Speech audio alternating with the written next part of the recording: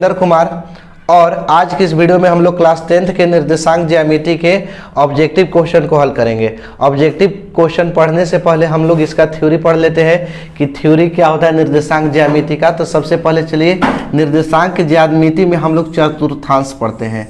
देखिए इसी को हम क्या कहते हैं, चतुर्थांश कहते हैं। अब इसमें जो होता है दो रेखाखंड होता है, दो रेखाखंड ई होता है एक्स अक्ष, ये क्या होता है एक्स अक्ष, ये एक्स प्लस वाला होता है, इधर सब प्लस वाला होता है, ये एक्स माइनस वाला होता है, ये वाई प्लस वाला ऊपर होता है, वाई का होता है नीचे माइनस वाला होता है। ठीक, तो हम लोग क्या पढ़ेंगे चतुर्थांश। यहाँ इसको कहते हैं मूल बिंदु, इसको जीरो को क्या कहेंगे, मूल बिंदु कहेंगे। तो देखिए आप ही बताइए कि यहाँ मूल बिंदु है तो x का भी जो है जीरो काम करेगा और y का भी काम करेगा। यानी जो बिंदु होता है बिंदु होता है x और y होता है। आप याद रखिए पॉइंट क्या होता है, x और y होता है। तब x और y जब पॉइंट होता है तब मूल बिंदु का निर्देशांक कितना होगा, मूल बिंदु का जो निर्देशांक होता है, मूल बिंदु का निर्देशांक वो होता है 0 0, क्योंकि x का भी काम जीरो करेगा और y के भी काम क्या करेगा, जीरो करेगा। तो मूल बिंदु का जो निर्देशांक होता है वो कितना होता है, 0 और 0 होता है।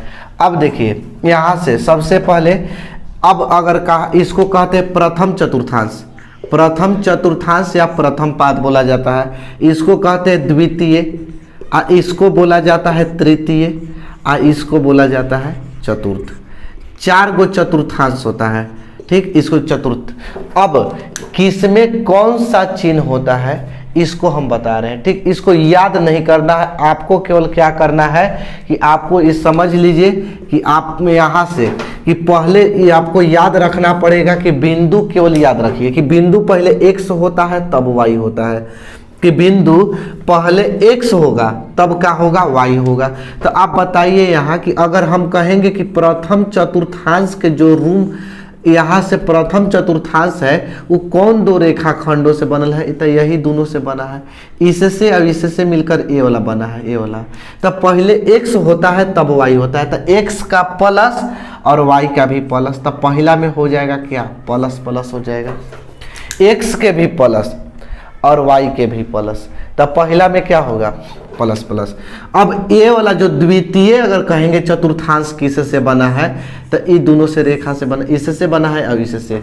तब पहले x होता है ना, तब क्या होता है, y होता है। तो x इधर सब माइनस में x होता है, तो x का माइनस और y का प्लस, यानी दूसरा चतुर्थांश में क्या हो जाएगा, माइनस और प्लस हो जाएगा। तीसरा चतुर्थांश की अगर बात करें तो इससे और इससे दोनों से मिलकर बना है तीसरा। देखिए इससे ई रेखा से और ई रेखा से x का माइनस और y का माइनस, तो क्या हो जाएगा, माइनस माइनस हो जाएगा। चौथा के अगर बात किया जाए कि चौथा कैसे बना है, चौथा चतुर्थांश तो ई रेखा और ई रेखा से बना है। तो पहले x तब y, तो x का इधर प्लस प्लस और y का क्या हो जाएगा, y नीचे क्या होता है, माइनस में होता है, y नीचे क्या होता है, माइनस होता है। तो इस तरह से आप क्या कर सकते हैं, याद रख सकते हैं। देखिए इस पर आपको मैट्रिक के परीक्षा में 1 या 2 गो क्वेश्चन एकदम फिक्स है कि पूछा जाएगा आपसे कि इससे। अब देखिए क्वेश्चन कैसे इससे पूछा जाता है, तो लिख देगा ना कि 4,5 किस चतुर्थांश में स्थित है, किस चतुर्थांश में स्थित है। तो देखिए आपको क्या बताना पड़ेगा कि यहाँ 4,5 है या किस चतुर्थांश में। 1 नंबर के ऑब्जेक्टिव क्वेश्चन आपसे परीक्षा में जरूरी पूछा जाएगा।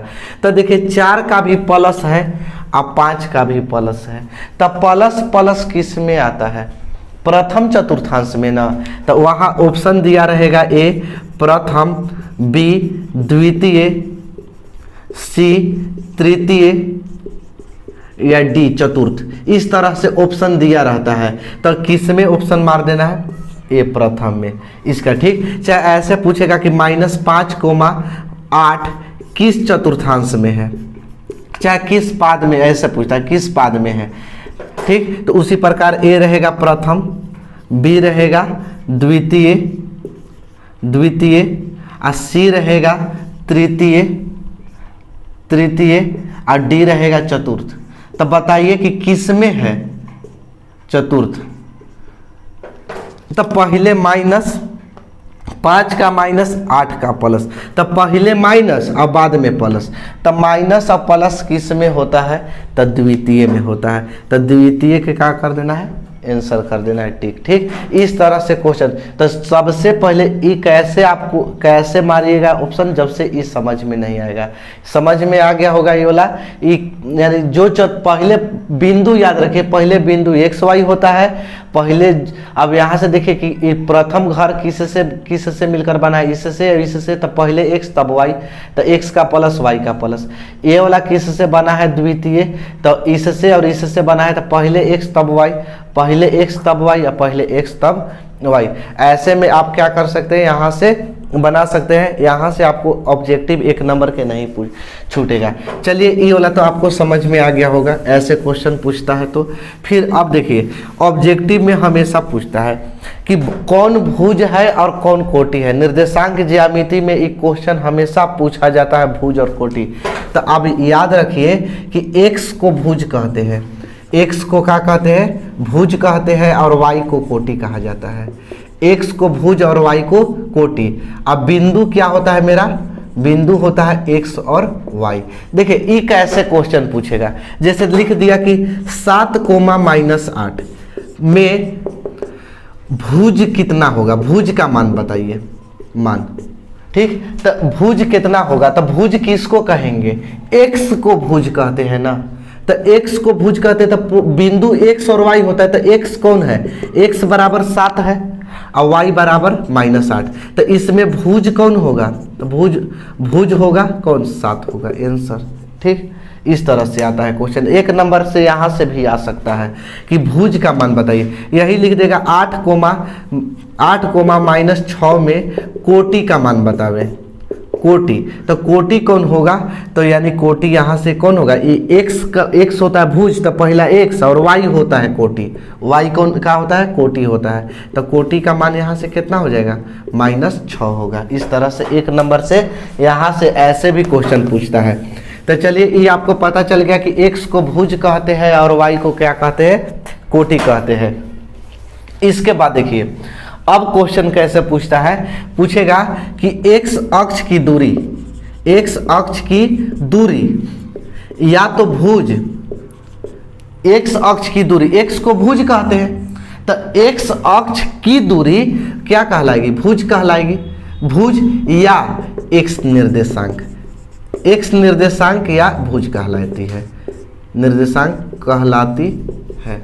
एक्स अक्ष की दूरी जो कहलाती है या तो भुज या तो एक्स निर्देशांक कहलाती है।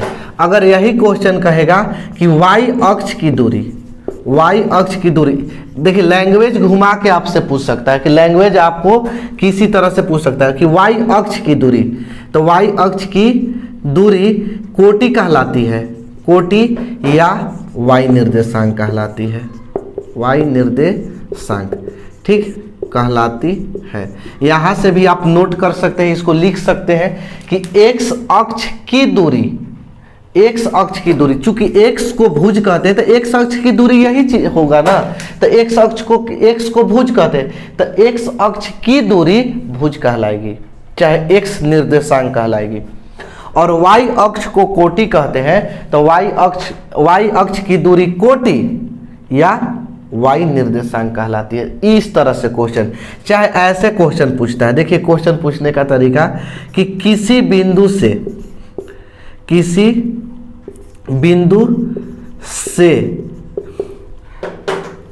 ऐसे नहीं, ऐसे क्वेश्चन पूछ सकता है कि किसी बिंदु की ई ऑब्जेक्टिव में फिक्स है कि पूछेगा ही, ऐसा क्वेश्चन पूछता ही है। किसी बिंदु की वाई अक्ष से दूरी, भुज या एक्स निर्देशांक कहलाती है।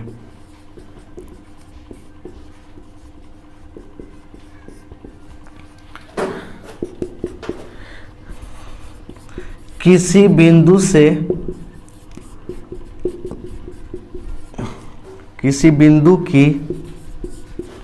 एक्स अक्ष से दूरी कोटि या वाई निर्देशांक कहलाती है। देखिए दोनों में बहुत अंतर है, यहाँ से दोनों में बहुत अंतर है। दोनों में क्या अंतर है, देखिए यहाँ से समझिए एक्स अक्ष की दूरी, एक्स अक्ष के दूरी या कह रहा है ना, एक्स अक्ष के ना, चाहे वाई अक्ष की दूरी, ध्यान से समझिएगा। अरे यहाँ देखिए वाई अक्ष से और की में बहुत बड़ा फर्क है, और यहाँ एक्स अक्ष से दूरी, एक्स अक्ष की दूरी इसी की दूरी का कहेगा तो भुज, वाई अक्ष की दूरी कहेगा तो कोटि, बाकी एक वाई अक्ष से दूरी, तो ये वाई अक्ष से का मतलब या तो वाई अक्ष से इधर जा सकते हैं या इधर जा सकते हैं, ठीक, कहीं से भी या ऐसे जा सकते हैं। तो वाई अक्ष से दूरी या तो इधर या तो किसके समांतर जा रहे हैं, एक्स के समांतर जा रहे हैं ना, तो वाई अक्ष से दूरी कहेगा ना तो जस्ट उल्टा हो जाता है, वाई अक्ष से दूरी भुज या एक्स निर्देशांक। अगर एक्स अक्ष से दूरी कह दिया, एक्स अक्ष, तो एक्स अक्ष ये वाला है, या तो ऊपर जा सकते हैं या तो नीचे जा सकते हैं, किसके समांतर में जा रहे हैं, y के। तो x अक्ष से दूरी y को क्या कहते हैं, कोटि या y निर्देशांक कहलाती है। बस यहीं से आप समझ लीजिए, अगर से की कहा तो वही चीज, x अक्ष की कहा तो भुज, y अक्ष की कहा तो कोटि, बाकी x अक्ष से कहा तो उलट जाएगा भुज, y अक्ष से कहा तो भुज और x अक्ष से कहा तो कोटि। बस यही से आपका डिफरेंट करना है, यही आपको परीक्षा में एकदम फिक्स होता है कि पूछता है, यहाँ से 1 नंबर के क्वेश्चन जरूर उठाता है इससे। चलिए तो यहाँ से आपको समझ में आ गया होगा, आगे हम लोग चलते हैं। मान लेते हैं कि अब यहाँ से कि दो को कोई बिंदु है, या आप यहाँ से एक और देखिए, एक यहाँ से ये दोनों में से एगो ये भी क्वेश्चन पूछ सकता है। ऐसे क्वेश्चन पूछता है कि एक्स अक्ष पर स्थित, एक्स अक्ष पर स्थित एक्स अक्ष पर स्थित किसी बिंदु का निर्देशांक, किसी बिंदु का निर्देशांक यहाँ निर्देशांक पूछेगा। किस अक्ष पर पूछा, बिंदु पहले होता क्या है, बिंदु तो सब आपको पता होगा एक्स और वाई होता है, बिंदु क्या होता है, एक्स और वाई होता है। बाकी किस अक्ष पर पूछा, एक्स अक्ष पर ना, निर्देशांक पूछा है ना, तो एक्स होगा वाई नहीं होगा, जिस अक्ष पर पूछेगा वो होगा और दूसरा वाई वाला नहीं होगा। एक्स अक्ष पर किसी बिंदु का निर्देशांक क्या होगा, एक्स और वाई 0।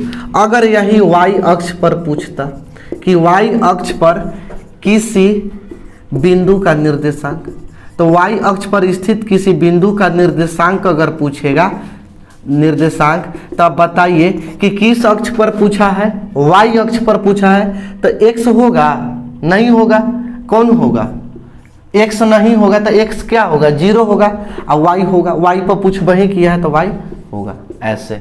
ठीक, तो समझ में आ गया। इससे भी 1 नंबर के क्वेश्चन यहाँ से भी उठाता है। चलिए क्वेश्चन नंबर हम लोग यहाँ क्वेश्चन है, आगे हेडिंग के कुछ फार्मूला के बारे में जानते हैं, जैसे कि दूरी सूत्र।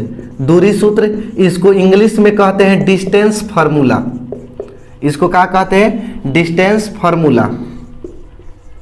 डिस्टेंस फार्मूला मान लेते हैं, डिस्टेंस फार्मूला कैसे निकाला जाता है, क्या सूत्र होता है कि दो गो कोई बिंदु है, दो गो कोई बिंदु मान लिए, यहाँ से आई बिंदुया के नाम धर देते हैं ए और बी, इसका निर्देशांक x1 और y1 है, इसका x2 और y2 है। अगर ये दोनों बिंदु के बीच के हमको दूरी ज्ञात करना होगा, दूरी, तो दूरी बराबर होता है, दूरी किसके बीच का ज्ञात करना है, ए बी का, तो इस फार्मूला को बैठा के आप दूरी ज्ञात कर सकते हैं। ए बी बराबर √x2 माइनस x1 का whole square plus y2 minus y1 का होल स्क्वायर। इस फार्मूला से आप दूरी ज्ञात कर सकते हैं दो बिंदुओं का। ठीक, ये हो गया दूरी सूत्र।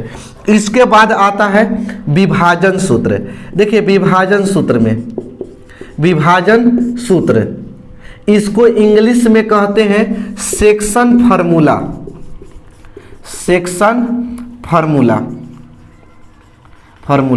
देखिए तो इसको कैसे निकालते हैं, तो मान लेते हैं कि एगो यहाँ से एक रेखा है, इस रेखा के जो निर्देशांक दिया है ना, निर्देशांक x1 और y1 है, इसका है x2 और क्या है y2 है। इसको हम a मान लेते हैं, इसको b मान लेते हैं। दो गो बिंदु है और दोनों बिंदु का निर्देशांक एगो के x1 y1 और एगो के x2 y2 दिया है। और जो एगो p बिंदु यह है ना, यहाँ p, p का निर्देशांक xy मान लेते हैं, उसको अनुपात में m अनुपात n जब भी आएगा तो m अनुपात n में अनुपात के रूप में दोनों रहेगा। अनुपात का मतलब बट्टा भी होता है, तो m अनुपात n में बांटता है। तो यहाँ से विभाजन सूत्र बैठाएंगे कि विभाजन किसके किसके बीच, एक कौन विभाजित कर रहा है, p कर रहा है किसको, ए बी को कर रहा है m अनुपात n में। तब p का अगर निर्देशांक पूछेगा तब p x y बराबर m x2 plus n x1 by m plus n, यहाँ का बैठा देंगे m plus n, m y2 plus n y1 by m plus n। इस तरह से हम फार्मूला बैठाते हैं, m x2 plus n x1 बटा में m प्लस n। उसी प्रकार y वाला में भी चलेंगे, m y2 plus n y1 बटा में m प्लस n। ये क्या हो गया, विभाजन सूत्र हो गया। जब क्वेश्चन में कहे कि विभाजित करता है तब इस तरह के क्वेश्चन आएगा तो हम ये वाला इस फार्मूला का प्रयोग करके बनाएंगे विभाजन सूत्र वाला। कहाँ तक दिखाई दे रहा है, यहाँ देखिए। आगे हम लोग चलते हैं, इसके बाद होता है मध्य बिंदु। मध्य बिंदु इसको कहते हैं इंग्लिश में मध्य बिंदु सूत्र। इसको इंग्लिश में बोला जाता है मिड पॉइंट फॉर्मूला। इसको कैसे निकालेंगे, मिड पॉइंट फार्मूला कैसे निकालेंगे, तो दूगो अगर मान लेते दूगो बिंदु है, दूगो बिंदु को एगो रेखा मिला रही है, ए और बी बिंदु का निर्देशांक है, x1 और y1 है, x2 और y2 है। तो मिड पॉइंट का मतलब होता है कि एकदम बीचों बीच, यहाँ से एकदम बीच में। कहने का मतलब इस जितना होगा वही इतना होगा। अगर ये दोनों बराबर रेखा होगा तो मिड पॉइंट में, मध्य बिंदु में मान लेते P है XY है, दोनों को बराबर बराबर विभाजित कर रहा है। ये जितना भाग कर रहा है उतना ही भाग कर रहा है, तब यानी मध्य बिंदु में कर रहा है। तो अब बताइए, यहाँ से हम P का निर्देशांक निकालने के लिए मध्य बिंदु का जो सूत्र यूज करेंगे, P XY बराबर x1 प्लस x2 बटा में 2। एकदम हल्का फार्मूला है। x1 और x2 को जोड़ के और 2 से भाग दे दीजिए, और y1 और y2 जोड़कर 2 से भाग दे दीजिए। यही मिड पॉइंट फार्मूला हो गया। अगर क्वेश्चन में मिड पॉइंट मध्य बिंदु पूछेगा तो हम इस फार्मूला का यूज करके हम मध्य बिंदु निकालेंगे। अब इसके बाद आता है कि त्रिभुज का केंद्रक। अगर कोई त्रिभुज है, त्रिभुज मान लेते हैं ए बी सी, कोई त्रिभुज है, ए का निर्देशांक x1 y1 है, बी का निर्देशांक x2 y2 है, सी का निर्देशांक x3 y3 है, और त्रिभुज का केंद्रक पूछ दिया हमसे कि मान लेते हैं केंद्रक को जी से दर्शा रहे हैं, xy पूछ रहा है। त्रिभुज का केंद्रक, इसको इंग्लिश में कहते हैं centroid of triangle, centroid of triangle. अगर हमको सेंट्रोइड ऑफ ट्रेंगल जी का मान पूछ दिया कि केंद्रक का मतलब होता है त्रिभुज के बीच में एक्स वाई, तो एकदम आसान ये भी है। इसमें 3 गो है ना, x1 है, x2 है, x3 है, तीनों के जोड़ के x1 plus x2 plus x3 बटा 3 से भाग दे दीजिए। अब y1 plus y2 plus y3 को जोड़कर 3 से हम क्या कर देंगे, भाग दे देंगे। यही त्रिभुज के क्या हो जाता है, केंद्रक हो जाता है। ठीक, समझ में आ गया। अगर हमको त्रिभुज का केंद्रक ना पूछ के क्षेत्रफल पूछ दिया, यही पॉइंट दिया रहेगा, ए का मान x1 y1, बी का मान x2 y2, सी का मान x3 y3। अब हमसे पूछ दिया कि त्रिभुज का क्षेत्रफल क्या होगा, तो इसका क्षेत्रफल होता है 1/2 1/2 x1 y2 माइनस y3 आप plus x2 y3 minus y1 आप plus x3 y1 minus y2। इस तरह से हम क्या कर सकते हैं, इतना फार्मूला, अगर इतना फार्मूला आप जान गए और जितना भी बताए निर्देशांक ज्यामिति से रिलेटिव कि कौन से बिंदु का क्या निर्देशांक होगा, किसको भुज कहेंगे, कौन से चतुर्थांश किस में स्थित है, तो आप क्या करिए कि निर्देशांक ज्यामिति के ऑब्जेक्टिव क्वेश्चन बनाइए और वहां से आप उसको हल करिए। अब देखिएगा कि क्वेश्चन आपको अच्छे तरीका से हल हो गया। अब उसका क्वेश्चन ऑब्जेक्टिव क्वेश्चन बताएंगे हम आपको अगले वीडियो में। तब तक के लिए जय हिंद।